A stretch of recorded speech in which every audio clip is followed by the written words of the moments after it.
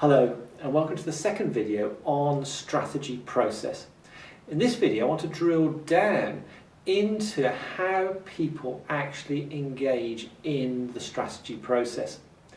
Now this is a branch of strategy that is often called strategy practice, and researchers think about this area in three domains in terms of the practices, the tools that people practicing strategy use, the praxis or process through which strategy is developed and engaged in, and then the practitioners.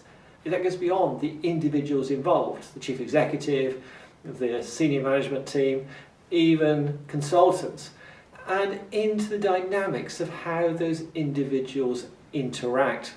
Now, in the first video, I looked a lot at the process of strategy, and we saw how the tools we've used across the module are used in that process.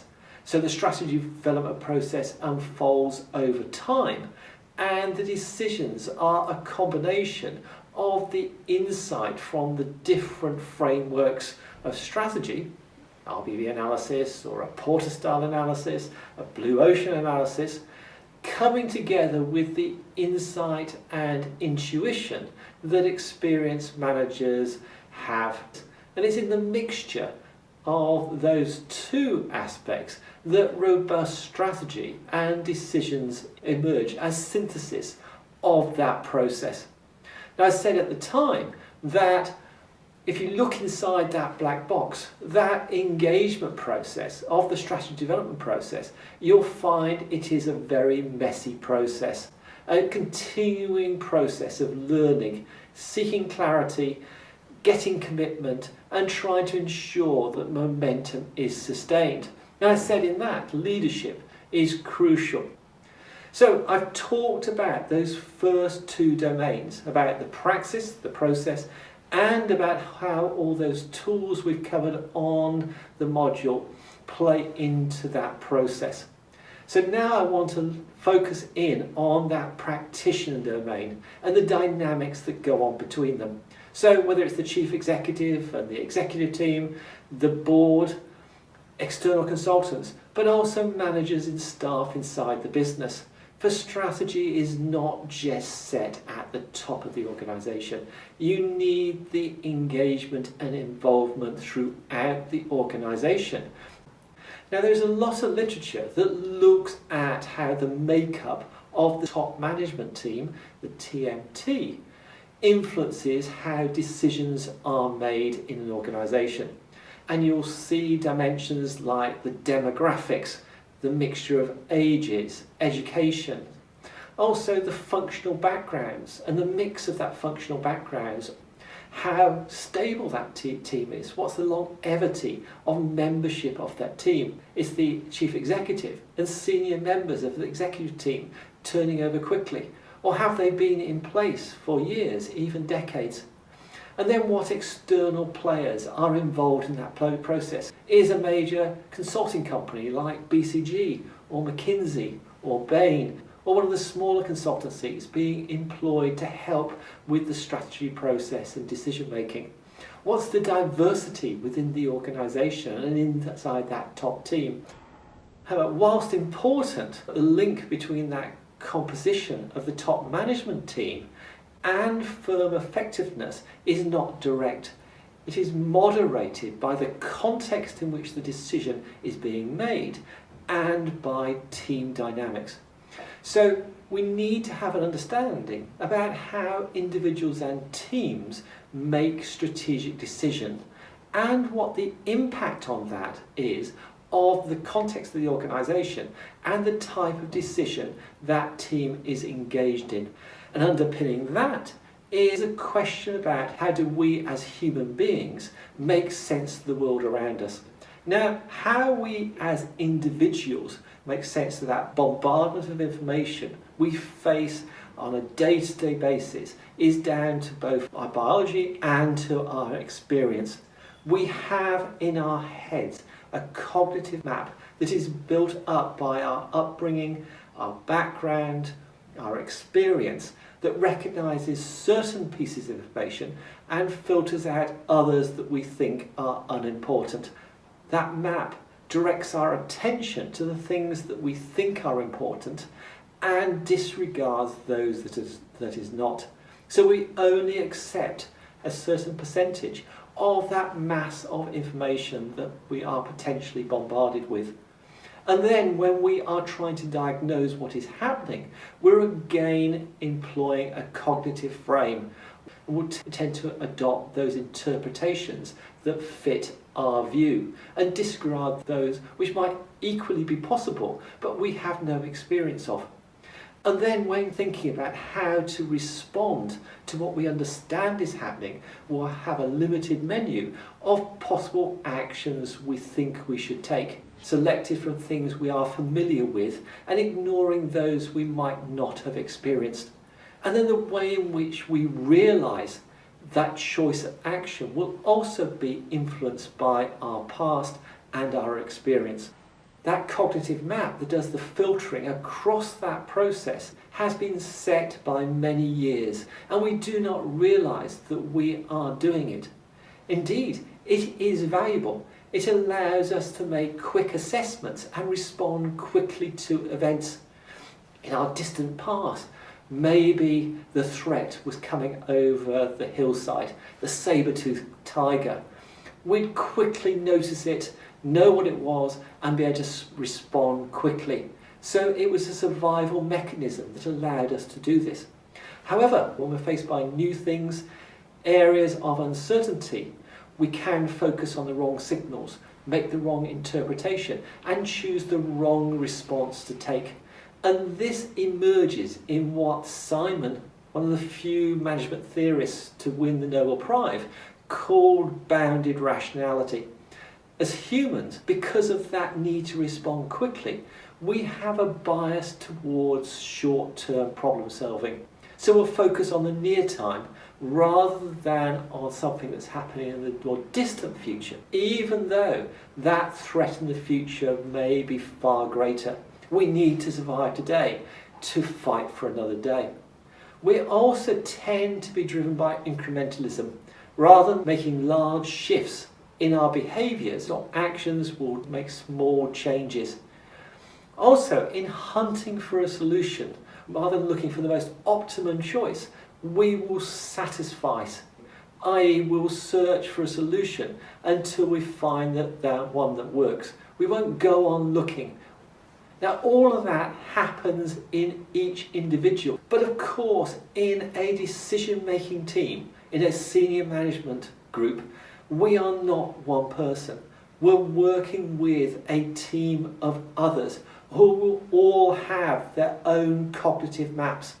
And as a team, over time, we will mutually adjust to each other. We will begin to share similar views of the world, begin to accept certain truths rather than others. We will frame strategic choices in similar ways. We will arrive at the same processes. We will develop strong relationships over time.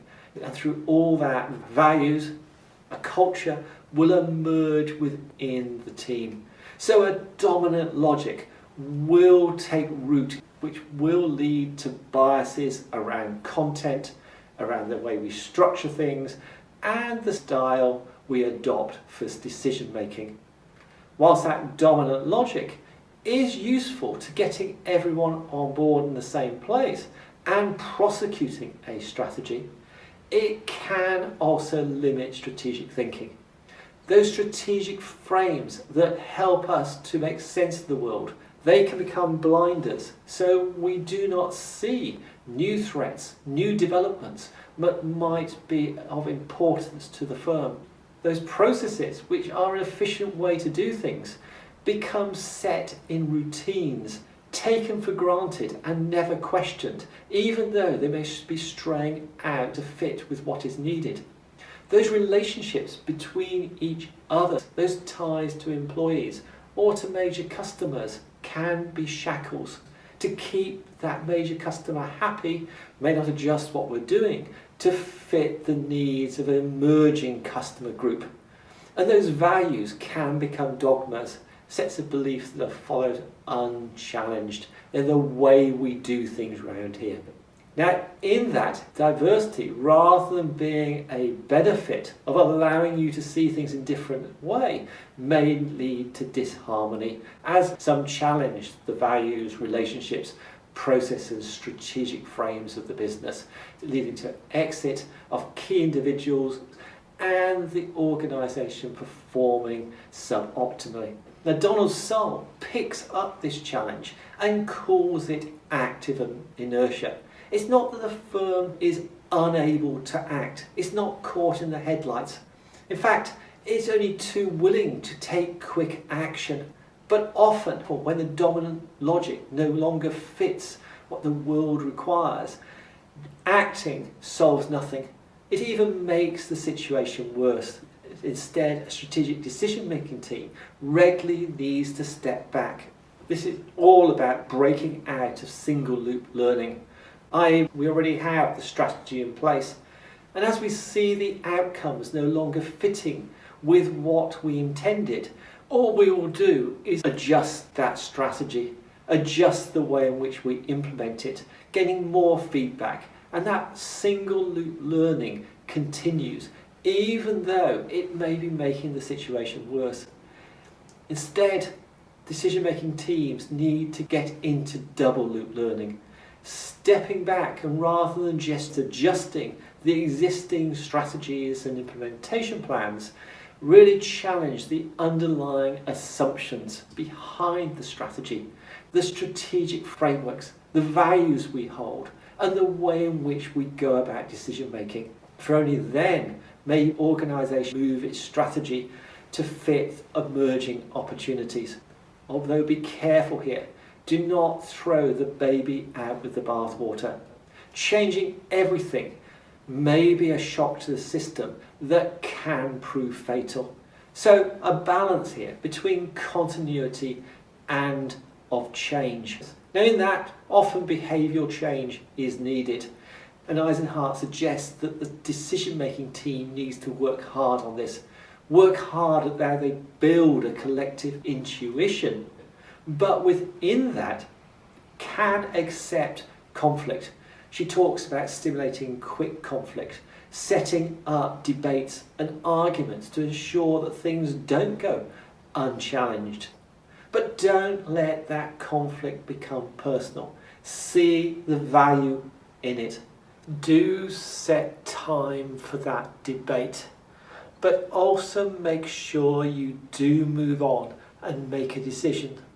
And don't let that conflict descend into politics and so become disruptive.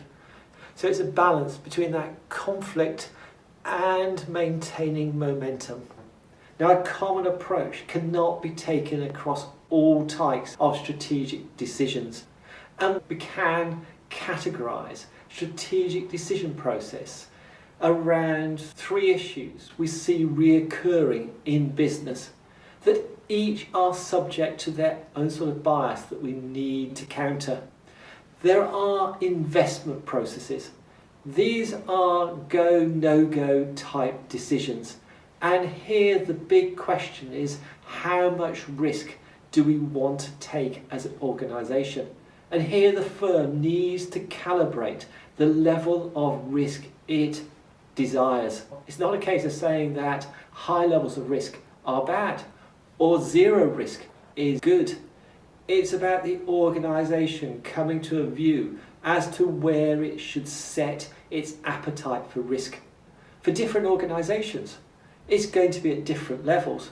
If you're running a nuclear power station, you do not want risk in that system. But if you're a hedge fund manager, you're not going to succeed if you don't take risk. So each organisation has to set its own level. Now in that, there are biases at play. In one-off single big decisions, organisations tend to be overconfident. In that big acquisition, they overpromise on the synergies that they will deliver. And so in that case, organisations often have to put in place counters to that excessive risk-taking. However, Across a portfolio of smaller decisions, managers tend to be risk adverse, and you need there to counter that, allow more risk to be taken. In terms of countering those biases, you're looking to adjust the degree of formalisation, the number of decision layers, and the way in which closure of the decision is reached. Second type of common processes that you see in strategy are resource allocation processes. How much do we allocate? And here the question is around the degree of agility that you're looking to build inside the organisation. And here again, it's not a case of what's good and bad. Too high agility just brings in cost and therefore an inefficient organisation. Too little agility and the organisation is unable to respond to simple changes in the environment. So here again, depending on the organisation and the sector, the management team needs to decide how much agility to build into the system. Here the biases at play are a preference for the status quo, an unwillingness to change, and also of a loss bias among individuals. People feel far more strongly about losing things than gaining things, and therefore debates can be one-sided. So here, countering those biases, we look at patterns of participation, on information requirements that need to feed into the process, and also aligning incentive schemes to the desired level of agility we seek to achieve. And then the final type of strategic decision processes is called blue sky processes. And these are questions about what is possible. And here the big question is the degree of innovation that the organisation is adopting. Now, it is not the case that innovation is always good.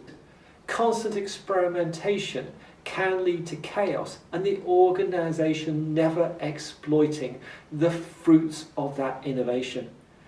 But equally, no innovation and the organisation is moribund. It is not keeping up with the demands of the markets and its customers. So again, the organisation needs to decide what level of innovation is required. Now here there are biases towards the familiar, going back to those cognitive maps in people's heads, and therefore managers looking at too few options. There's also the challenge of satisficing, only searching until you find a solution that works. It's good enough. And also a halo effect, seeing a star organisation doing something in this space and copying them. So a Me Too approach. Overcoming those biases is all about thinking about the rules of debate amongst the decision-making team, forcing challenge and looking outside of the box. Again, patterns of participation, bringing in new people to spur new ideas, and also aligning incentives towards that level of innovation required. So across that, thinking about the decision architecture. So these three domains of strategy practice. The practice or process through strategy is developed that uses the tools, those theories, frameworks and analysis that we've looked at elsewhere, but also the practitioners themselves and the dynamics by which decisions are made. Now, a useful model to think about all these three areas together is provided by Edmondson, Roberts and Watkins. And they look at the top management team decision effectiveness in terms of the impact of the context in which the decision is being made, the characteristics of the team, and the decision process that is engaged in. In terms of team characteristics, they talk about two areas. Firstly, those demographic variables that we mentioned and how stable the team is. Also, in terms of what they call situational asymmetries, differences in the interests and information available to individual members of the team. So perhaps the decision is in the area of expertise of one or two of the members of the team, and therefore they're having more effect on the debate than others. Maybe it's an area of personal interest that you are keen to progress. Those asymmetries will influence how the team makes its decisions. In some cases that can be good, where it is a specialist decision that needs to be made, perhaps around an investment decision. But in a blue sky process, that can be a bad situation. Then in terms of the decision process, Edmondson and her fellow authors talk about the leadership role and how the leader sets up the process of decision. What level of the control does the leader take of the decision process? Is the leader controlling the outcomes? And so it is just a debate. So it's input into their thinking. Or is the leader controlling the process as a way of controlling the direction the decision goes, but stepping back from the actual decision itself? Or is the leader purely making interventions in the process alongside the other members of the team? And then the other area of the decision process highlighted by the authors is team dynamics. What is the power structure in the team? Is the chief executive or a few of the team dominant, or is it more egalitarian? How able to contribute are individual members? Do they feel psychologically safe to make interventions? And what particular biases influence those team dynamics? So when understanding a team and their engagement in strategic decision making, you need to look at the whole of this framework, assessing the decision making team against each of these areas, and then stepping back and looking at the whole. And then looking at how that whole fits the context in which the decisions are being made. Different decisions, different situations would require a different setup to make the team effective. In a war situation or in a nuclear power plant, trying to land a man on Mars. In the face of an oil disaster, developing a new high-tech device, or in an MBA or undergraduate class. These are radically different situations that would need different approaches inside the dynamics of the team, decision process, and the tools being used to make the team effective. And on top of that, you as an individual will have your own preferences as to how a decision process should work. And here a challenge for individuals is how they flex their approach to meet different situations. Thank you for listening.